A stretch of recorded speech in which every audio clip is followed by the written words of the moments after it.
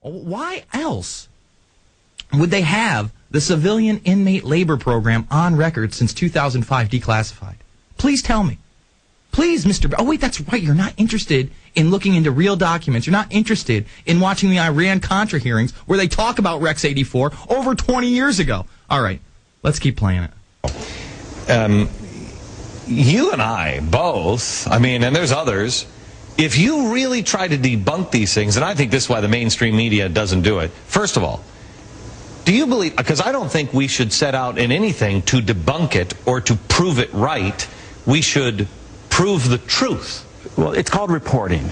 And oh, I didn't know that. And somebody makes a claim of... Cut it. It's called report. That guy hasn't reported on anything other than late-night talk shows and crappy movies in his entire career. He was the ex-editor of Entertainment Weekly.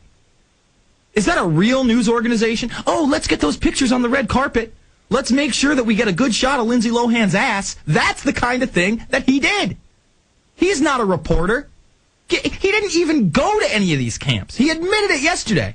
He sent one film crew to one camp that he knew was a place where they fix trains. Isn't that admirable? And now it's called reporting. Let's go. Keep playing it.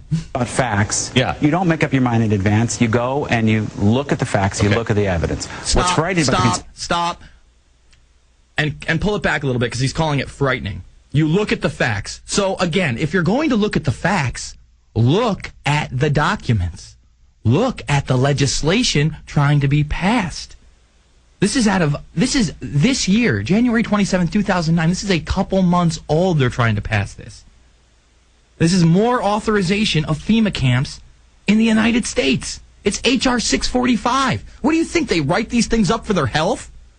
They propose them because, they're never going to use them? Give me a break. And it's frightening that these conspiracy theorists just cling onto their beliefs no matter how much shoddy reporting we put out there. We showed 3 things today. No, 3 things in 2 days. I'm sorry. We showed you in the past 2 days that one of these facilities is a place for trains to be repaired. And we showed you another satellite photo of a North Korean training camp. And we told you that some of these places are to train the National Guard. And that's it. And now we're just supposed to bite down on a pillow and take it, I guess. Give me a break. All right, let's keep going. Conspiracy theorists... We should prove the truth. Well, it's called reporting. And... Oh, I didn't know that. And somebody makes a claim about facts. Yeah. You don't make up your mind in advance. You go and you look at the facts. You look at the evidence. What's frightening about the conspiracy theorists is that they really have already made up their minds in a lot of cases. And so when you come along and say, well, we checked out that claim you're making, turns out it's not exactly true. They don't say, oh, okay, let me go back. Maybe I should check my facts again. Stop. We don't. You show me some legitimate evidence that the civilian inmate labor program doesn't exist, and I'll listen. I'll listen to all this crap. All right? You have 1 point? I'll listen. I'm not so stuck to my belief system like these guys would have you believe that I don't listen to other people. I listen to everybody. I look at all the evidence. And it just is. For instance, Stephen Jones this week puts out a peer-reviewed paper proving that there's unexploded thermite in the World Trade Center dust. He has a 25-page peer-reviewed paper put out there, and I've got to hear debunkers out there saying, oh, it's not in a real journal, and oh, it's already been debunked. They didn't even read the thing. And I've been saying for years that this guy was on the right track. He did the experiments. He listened to the quote-unquote regular version, the media reports. He read the NIST reports along with Kevin Ryan, the Underwriters Laboratories reports. He wasn't even into this until someone brought it to his attention 4 years later. But he must be a conspiracy theorist. The guy is an ex-professor at Brigham Young.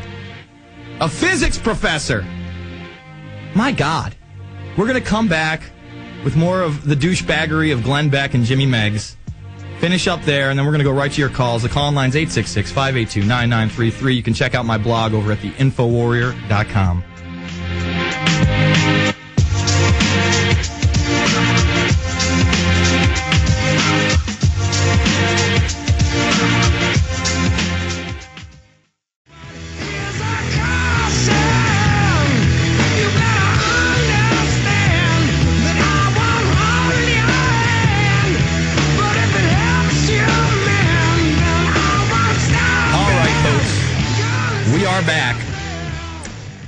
And we're just going to get right back into this Glenn Beck, Jimmy Meggs propaganda piece for the smallest of minds, for little brains out there. Glenn Beck, go ahead.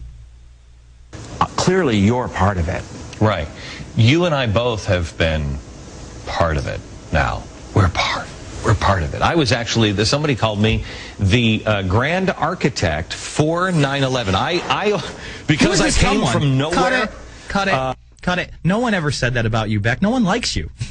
Okay? No one's ever accused you of being the grand architect of anything other than being a douchebag. You are a grand architect of that. Having a bad haircut, having a bad style, being disingenuous. Yes, you're an architect of those things. No one said you were the architect of the 9/11 cover-up. You didn't even get into the game until Popular Mechanics was in the game, which means Hearst Publications was actually hired to do this. Jimmy Meggs, you are part of it. You damn well know what you're doing. You are. Your bad comb-over, your creepy little smile, your bad glasses. Yeah, you are part of it. And they both are part of a cover-up now. And now Glenn Beck's going to be like, oh, it's all spooky, and I'm just trying to tell people the truth and the real news, and I just keep getting attacked. I'm attacked all the time. I'm Glenn Beck. Keep playing it. You're for 9/11. Because I came from nowhere, and my rise has been, in their eyes, so meteoric, which I've worked for 30 years in radio. But it happened so fast that the only thing that could explain it is that I was the media architect on the cover-up of 9/11. And you can see how people are searching to make these conspiracies get bigger and bigger. Because the core facts that they've been claiming on the 9/11 conspiracies, which Popular Mechanics, the way a lot of this started is we've investigated these for several years, but every time you knock down a certain fact that someone is claiming, they have to expand the conspiracy. So now you're in it, we're in it. Anybody who believes the mainstream view is somehow tied up. There must be hundreds of thousands of people now keeping this secret, and yet somehow... Hundreds. There's the argument again. Remember, all these people had to be involved in 9/11, and all these people had to be hired for the cover-up. There'd be whistleblowers. That's their big argument. Someone would have come forward. Someone would have said, it was me. I helped with 9/11. I was approached to cover it up. That's not how it works. Give me a break. Hundreds of thousands of people. I have been on record several dozen times saying at best, 50 people in this world, at best, had any kind of knowledge of the full plot. 50, maybe 50. It could honestly be a dozen. I mean, when you're running top secret drills, and this is now declassified, of planes hitting towers at the same exact time with the CIA through the National Reconnaissance Office, type in Operation Jackal Cave going on that morning. The whole thing is redacted, but one paragraph, and it's another drill. I wonder if Jackal Cave could have had something to do with Islamic terrorists. Doesn't sound similar. What about Amalgam Virgo? What about Apollo Guardian? You know, when I was on with Meggs, I asked him about this. He had no answer. Oh, when we knocked down a conspiracy theory. They didn't knock anything down. They've never knocked anything down. All right, keep playing it. It's never leaked. We've always had conspiracies. I mean, you know, growing up, I remember, oh no, it wasn't Lee Harvey Oswald. Oh, no, you don't know. Where do these come from? Why are they? Because there are so many of them now. As I see it, it's a combination of A, you have access to photos, information, easy to make videos, easy to make things look real. Everything's easy now. And there's no filter on the internet, so people can just say and do whatever they want, which is fine with me. But then the other side is journalism doesn't mean anything to anymore. I mean, the things that have been said and written where it's a blatant lie or it's just part of the truth. So the media and Washington and everything else has so disenfranchised people, they don't believe that anymore. Is that what caused this to get so bad now? There are a lot. You know what causes it, Glenn? All the mainstream media articles refuting the official version. How about the hundreds of videos of people talking about secondary explosions in the building, in the lobby, in the basement, before the plane hit? How about Willie Rodriguez and his testimony, me going down and actually talking to him? How about me talking to April Gallup, who came through the hole in the Pentagon? No, but I'm not a reporter. I only went, tracked these people down, and filmed their accounts.